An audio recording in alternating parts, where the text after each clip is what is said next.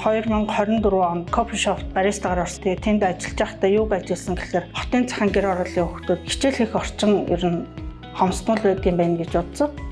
Хүүхдүүдэд үйлчлэх зүрх сэтгэл маань хөдлөд тэгээд ер нь би ингээд хүүхдүүдэд үйлчлдэг, хүүхд орж ирээд юм худалдаж авахгүй байсан ч гэсэн хамаагүй ингээд хичээлээ хийгээд wifi ашиглаад тийм орчин бүрдүүлээ гэж бодоод би энэ кофе шопыг ажиллуулж эхэлсэн. Кофенууд, янз бүрийн цайнууд, бас смути, за тэгээ шейк, салат, за үйлчлүүлэгчийн ер нь хүсэл сонирхолд нийцүүлээд ярилцж байгаа үйлчлэгээ үзүүлдэг. Ажлын ээлжийн явцад бол бүтлгүүтэл тохиолддог. Нөгөө олон хүн орж ирээд зэрэг захиалга өгөхлөөр захиалгуудаа хооронд нь анхны удаагаа бол нэлээд сандраад тэгээд хальж өгөх тохиолдол байсан.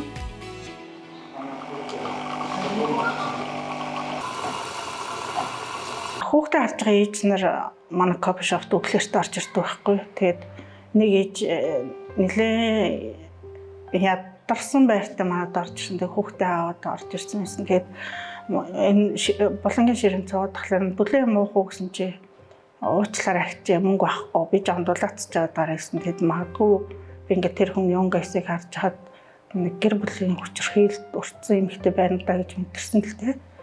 Тэгээд тэр эмэгтэйг би хүүхдэд нь ингээд памперсаа сольж чадахгүй болохоор нөхрийгээ явуулаа памперс авчирч өгөөд тэгээд бас халуух юмар байлаад өнгөн зүүн шүүгээ гаргасан чинь буруу тэр тийш хараад боловсоо авчижсэн. Тэр л хамгийн сэтгэлд үлдсэн. Одоо манайх ч гачуурт гэдэг байхгүй юу? Яг гачууртын алсаатан бол дүүрэг болохоор ер нь хүүхдүүд аяг орхигддаг. Яг гэвэл ээж аав нар бүгд хот руу ажилд явцдаг болохоор тэр хүүхдүүдэд зориулсан тийм төв байгуулсан гэж аяг боддог. Ирээ хичээлээ хийчдэг тий.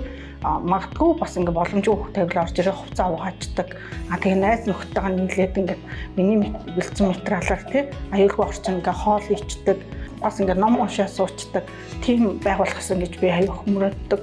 Яг тэгвэл хот руу орох гэж хүүхдүүд 30 минут автобусаар явдаг байхгүй юу? Тийм болохоор секц дугаарнд хамрагдах боломж үнэхээр хамс байдаг.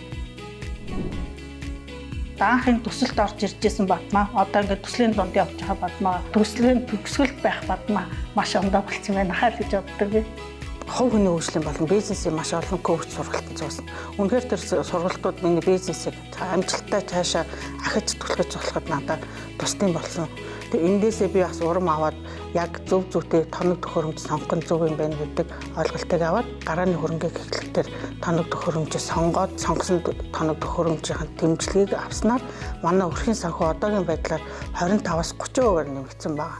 Энэ маань үнэхээр бидний амьдралд маш том тус нэмэртэй болж байгаа болохоор таймны сан болон дэлхийн зүүн олон улсын байгууллагатай талархал илэрхийлмээр байна. Биднийг тусалж, дэмжиж ажиллаж байгаа та бүхэндээ ажлын өндөр амжилт хүсье гэж бас илэрхийлж байна. Манай гэр бүлийн хувьд.